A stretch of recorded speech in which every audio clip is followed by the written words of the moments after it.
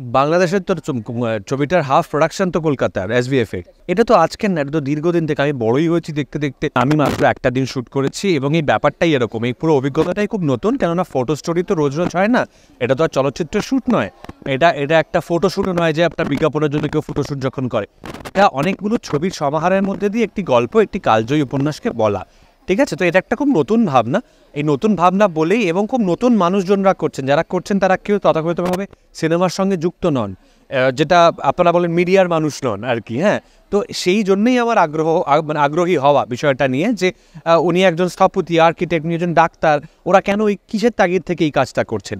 তো সেই কারণে আমি মাত্র একদিন শ্যুট করেছি। গোটা অভিজ্ঞতাটা ইটসেলফ, কাজের ধরনটাই খুব মজার। কাজী আলাদা করে কোনো মজার ঘটনার মানে এক্ষুনি মনেও করতে পারছি না, বলছিও না, কিন্তু গোটা পদ্ধতিটা বা গোটা প্রচেষ্টা ভীষণভাবে খুব, যাকে ইংরেজিতে বলা যায় নভেল, মানে খুব নতুন।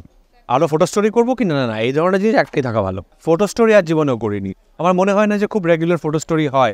আমরা বিদেশে বা এমনকি দেশে, মানে ভারত বাংলাদেশে গ্রাফিক নভেল দেখি, বা সেটাতে হাতে আঁকা ক্ষেত্রে জিনিসটা, ছবি দিয়ে এরকম গ্রাফিক্যালি একটা করে একটা দৃশ্যের একটাই, সেটাই একটা গোটা গল্পকে বলছে। আমার স্মৃতিতে অন্তত এই মুহূর্তে নেই। আমাদের ছবি থেকে প্রচণ্ডভাবে ব্যক্তিগত নামক জিনিসটা খুব মানে চলে যাচ্ছে।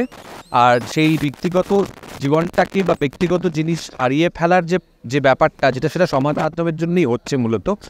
সমাজ মাধ্যমের অনেক ভালো দিক আছে, এই দিকটাকে ভালো দিক মনে করি। এবং আমি আমার ব্যক্তিগত জিনিসগুলোকে ব্যক্তিগতই রাখতে চাই। আমি যে ছবিগুলো করেছি বা করি, সেগুলো প্রত্যেকটা বানাতে টাকা লাগে, এবং সেই ছবি, কোনো ছবি চলে, কোনো ছবি চলে না, কিন্তু প্রত্যেকটা থেকে প্রযোজক এবং আমাদের আশা থাকে সেগুলোর থেকে টাকা ফেরত আসবে। তো এইটা যদি কমার্শিয়াল ছবির সংজ্ঞা না হয়, তাহলে কমার্শিয়াল ছবির সংজ্ঞা কী? আর্ট ছবি কমার্শিয়াল ছবি বলে কিছু হয় না, বিশ্বাস করি না।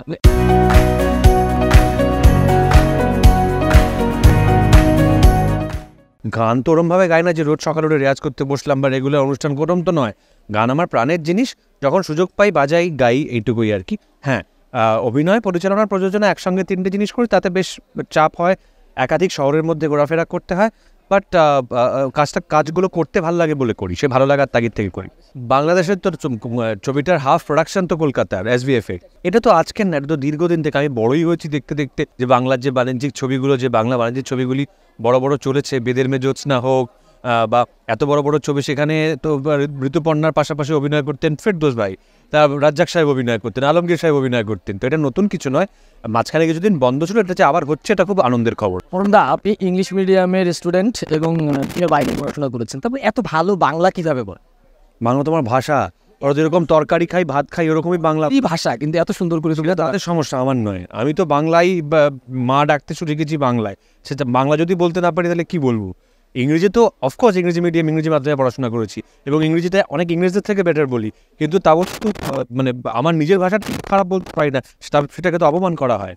হ্যাঁ, আপনাকে আবারও গোয়েন্দা চরিত্রে কখন দেখা যাবে? মানে আপনাকে বেশিরভাগই দর্শক গোয়েন্দা হিসেবে বেশি, আপনার চেহারার মধ্যে একটা আলাদা গোয়েন্দা গোয়েন্দা ভাব আছে আর কি। মানে কখন আবারও আর কি, মানে এই দেখা যাবে, কারণ আপনি প্রচন্ড উত্তেজনা, এটার পিছনে সিক্রেটটা কি এটা জানার জন্য আমায় গোয়েন্দা ভূমিকায় অবতীর্ণ হতে হবে।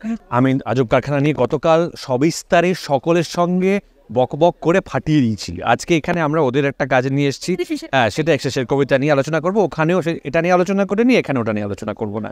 তবে আনন্দিত যে এরকম একটা কাজ, দুটো কাজ কাছে পিঠে সময়তে মুক্তি পাচ্ছে বাংলাদেশে।